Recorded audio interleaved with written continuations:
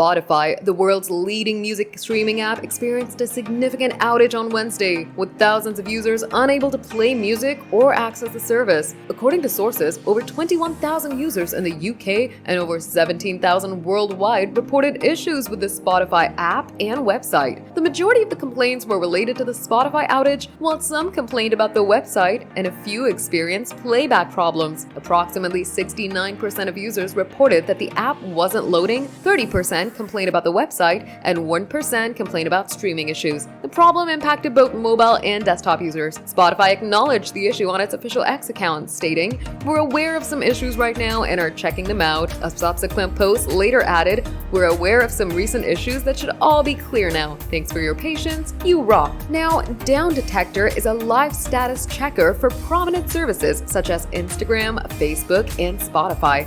It aggregates user reports and monitors online activity to identify service outages. Users can also report issues they encounter, which are then confirmed to determine whether an outage is occurring. Most users in Europe and the UK were hit first, and then a few users in the US also began encountering problems. When attempting to access Spotify, a few users received error messages or had playback fail. Users can use Down Detector in case of any service outages or in case of any unsure, undetected errors.